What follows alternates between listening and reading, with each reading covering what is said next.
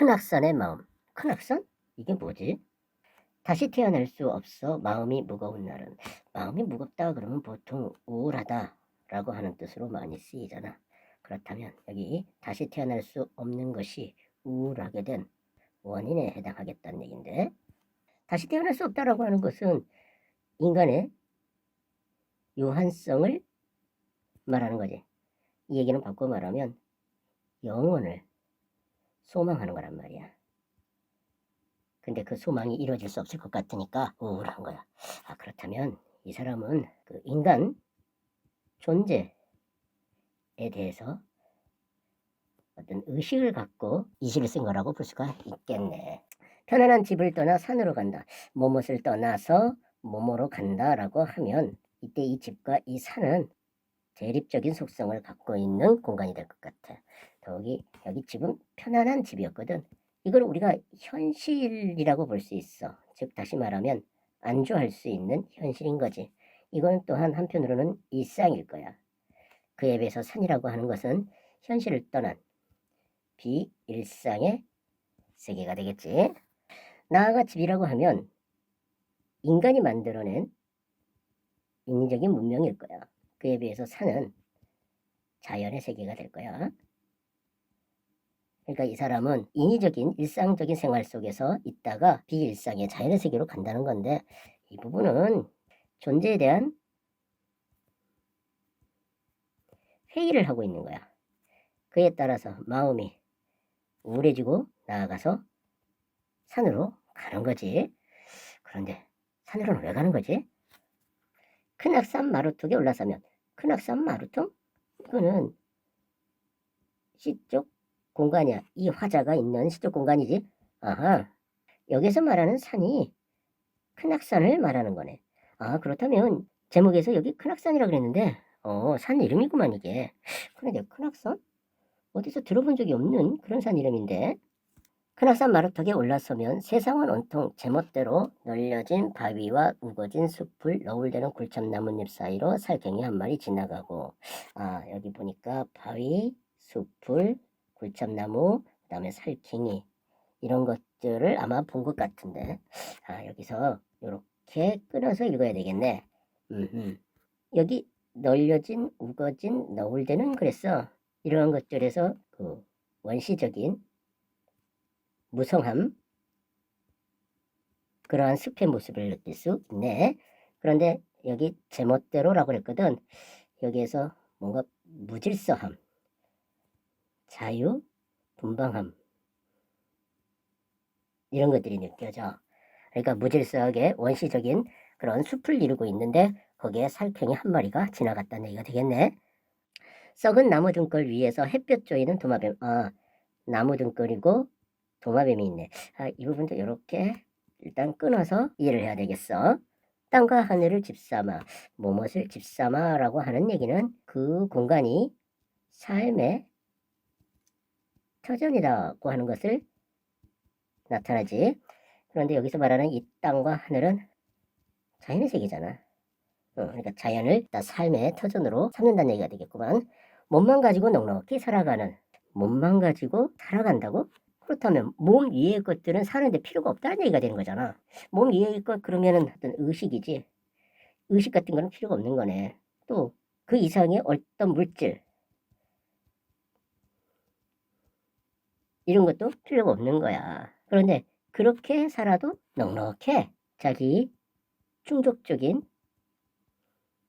삶을 살아가고 있다는 얘기가 되겠구만. 저 숱한 나무와 짐승들. 나무와 짐승?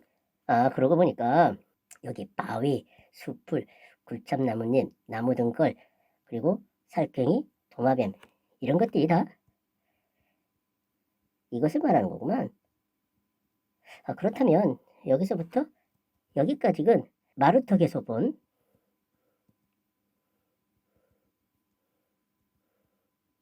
자연물을 열거하고 있네. 그러고 보면 여기서 말하는 이 나무와 짐승들은 자유롭고 자연 속에서 삶을 살고 있고 자기 충족적인 그러한 속성을 갖고 있는 거야. 그렇게 이해를 할 수가 있겠네. 해마다 죽고 다시 태어나는 꽃과 벌레들이 부러워. 응? 꽃과 벌레들이 부럽다고? 그렇다면 이때 이 꽃과 벌레들은 시적 화자와는 대립적인 속성을 갖고 있는 존재들이라고 볼 수가 있어. 그러고 보니까 여기 해마다 죽고 다시 태어나거든. 앞에서 보니까 다시 태어날 수 없다라고 그랬잖아. 이게 다른 점이지.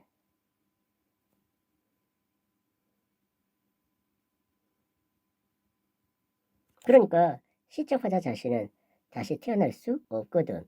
이런 대립적인 속성을 갖고 있는 꽃과 벌레들이야. 그러니까 부럽다 그랬어. 그렇다면 이것은 시적 화자가 지향하는 대상이 되겠네. 그런데 이상하네.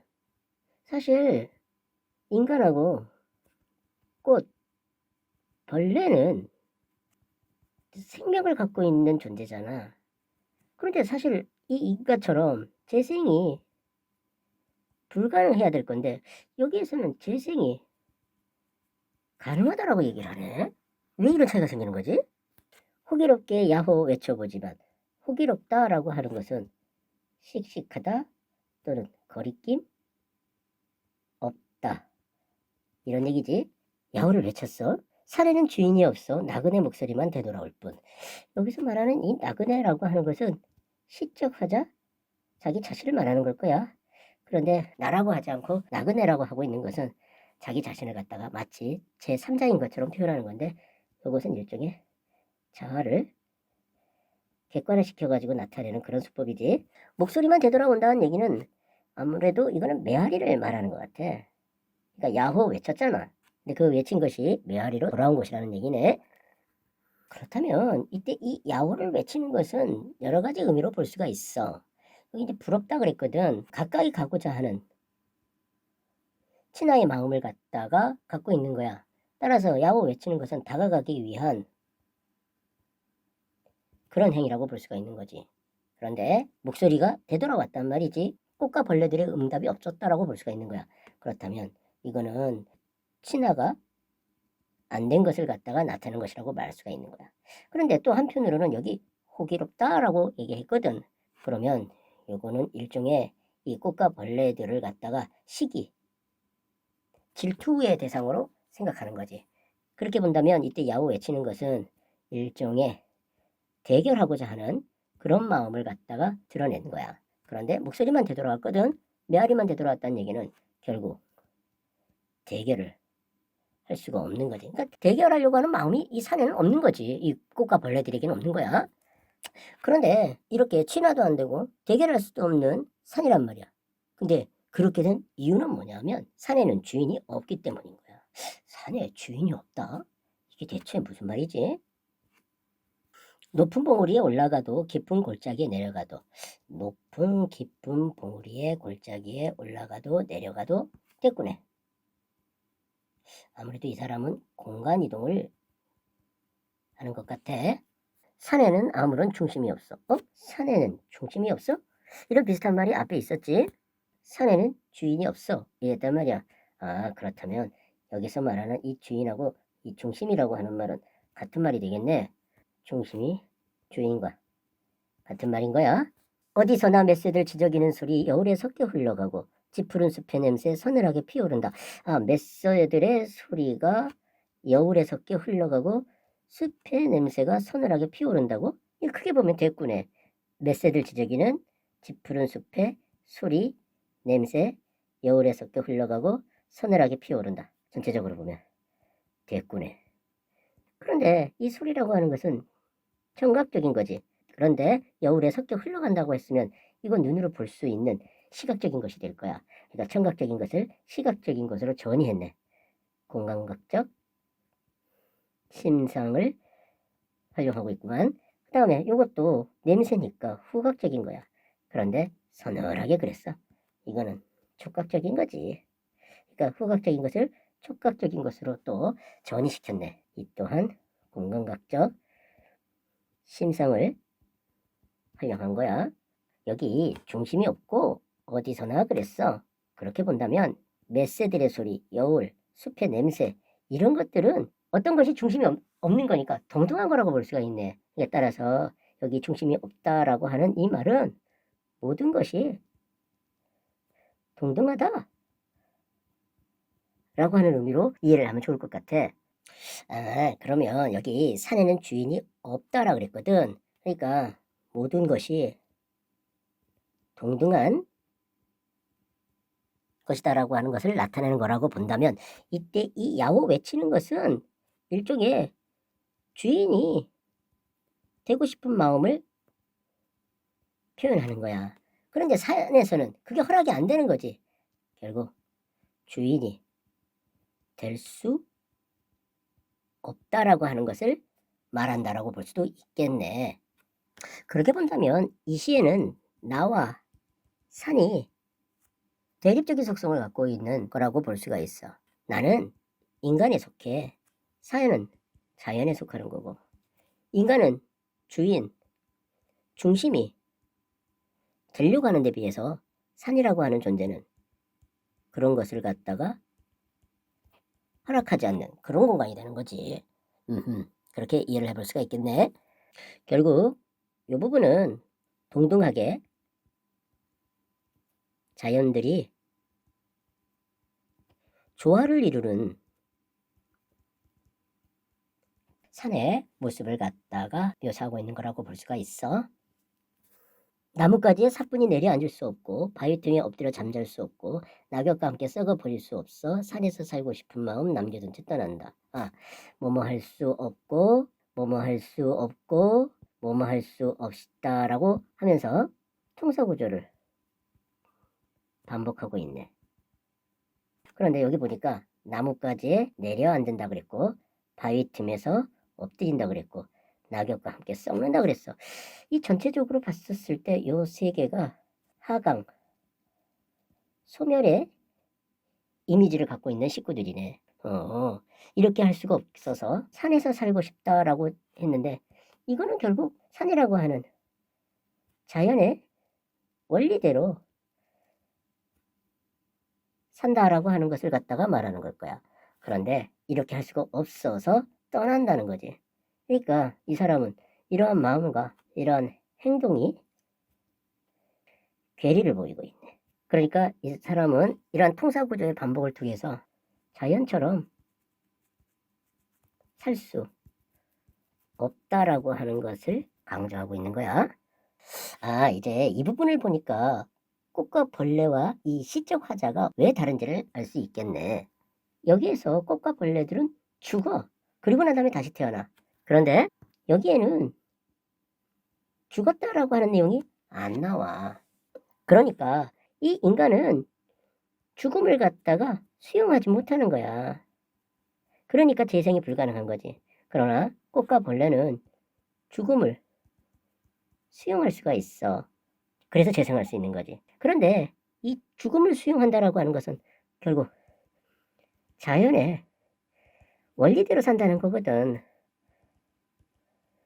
그렇게 본다고 한다 그러면 이때 이 죽음을 수용하지 못하는 인간은 자연의 원리를 거스르는 그런 존재인 거지. 결국 이렇게 자연처럼 살 수 없다라고 하는 그런 한계를 갖다가 깨달은 것은 죽음, 소멸 이런 것을 갖다가 수용해야 되는데 그것을 못하기 때문에 생기는 한계인 거지. 큰악산에서 돌아온 날은 이게 아마 집으로라고 하는 말이 생략되어 있을 거야. 그렇다면 이 시는 집에서 큰악산으로 갔다가 다시 돌아오고 있는 내용으로 구성되어 있네. 즉 탈피를 했다가 다시 돌아오는 것이지. 이름 없는 작은 산이 돼요. 작은 산? 이건 아무래도 시적 화자를 말하는 것 같은데. 시적 화자가 작은 산이 있다고? 집에서 마을에서 다시 태어난다고? 다시 태어나? 여기에서는 다시 태어날 수가 없었다라고 그랬잖아. 그렇다면 이 사람이 집을 떠나가지고 산으로 간다라고 했는데 이것은 일종의 치유하고 재생을 위한 과정이라고 이해를 해볼 수가 있겠네. 그것은 곧 이 시적 화자가 이 나무와 짐승과 같은 속성을 갖게 된다는 얘기가 될 거야. 그러니까 원래 이 시적 화자는 이 나무와 짐승들과 상반되는 그런 속성을 갖고 있었어. 즉 다시 말하면 뭔가의 얼매여. 그리고 인위적인 문명 속에서 하는 존재이고 자기의 몸 이상의 것, 그러니까 예를 들면 사회의 어떤 규범이라든지 의식 같은 거 이런 것에 종속된 그러한 삶을 사는 존재였단 말이야. 또 중심, 그 주인이 되고자 하는 그러한 의식이 강했어. 즉 자연의 원리를 거스르면서 사는 그런 인간이었는데 이것으로 바뀐다는 얘기가 될 거야. 그리고 또한 동등하게 다른 것들과 조화를 이루지 못했는데 자연물처럼 조화를 이루면서 살려고 하는 마음을 갖게 된 것이겠지. 그렇게 본다면 여기서 말하는 작은 산이 된다라고 하는 얘기는 자연의 원리를 받아들이는 그런 존재가 되었다라고 하는 것을 얘기하는 거야. 그렇게 본다면 이 큰 학산에서 돌아왔다라고 하는 것은 바로 깨달음을 얻었다라고 하는 얘기가 될 거야. 아, 그렇게 본다면 여기 이 큰악이라고 하는 말의 의미가 이제 좀 새롭게 느껴지네. 그러니까 이 큰악산이라고 하는 존재는 나에게 가르침을 준 존재인 거야. 그래서 내가 뭐가 되는 거야? 작은 산이 된 거거든. 이때 이 작다라고 하는 말을 고려하면 이때 이 큰악이라고 하는 말은 크다라고 하는 뜻으로 느껴지네. 그러니까 나에게 가르침을 준 존재니까 크게 느껴진 거지. 아, 그렇다면 이 큰악산은 실제 하는 산이 아니고 이 사람의 관념 속에 존재하는 그러한 산이라고 이해를 해도 좋을 것 같네. 그러니까 큰악산의 가르침을 받아서 집과 마을이라 그랬는데 이거는 이 사람의 현실, 일상인 거지. 다시 일상으로 돌아왔어도 다시 태어난 거야. 즉 다시 말하면 자연의 원리를 수용하는 삶을 살게 된 건데 그때의 이 자연의 원리라고 하는 것은 결국 죽음, 소멸 이런 것들을 수용하는 것을 말하는 거겠지. 정리하면 이 집이라고 하는 이 공간은 소생할 수 없는 인간의 일상, 현실인 거야. 근데 이 큰악산이라고 하는 것은 소생할 수 있는 자연의 세계인 거지. 그런데 그런 자연의 세계에 갔다가 다시 돌아왔었을 때 이 나라고 하는 존재는 소생할 수 있는 존재로 바뀌게 되는 거지. 이렇게 정리를 해볼 수가 있겠네. 그러고 보니까 이 제목 큰악산의 마음은 큰악산이 지닌 마음 뭐 이렇게도 해석할 수가 있겠고 큰악산에게서 배운 마음 이렇게도 해석될 수가 있겠네. 정리하면 이 사람은 일상 현실에서 인간 존재에 대한 회의를 느껴. 그래서 자연의 세계라고 하는 비일상의 세계로 일탈을 하는 거지. 어떻게 보면. 그것을 통해서 이 사람은 다시 새로운 일상으로 되돌아오게 되는데 이때 일상의 현실 속에서는 죽음 이런 것들을 갖다가 수용하지 않는 그런 마음이었다면 여기에서는 죽음을 갖다가 수용하는 그러한 변화를 겪은 거지. 그것은 우울한 한 인간이 큰 악산을 통해 가지고 작은 산이 된 변화를 통해서 자기의 변화를 얘기하고 있는 거야.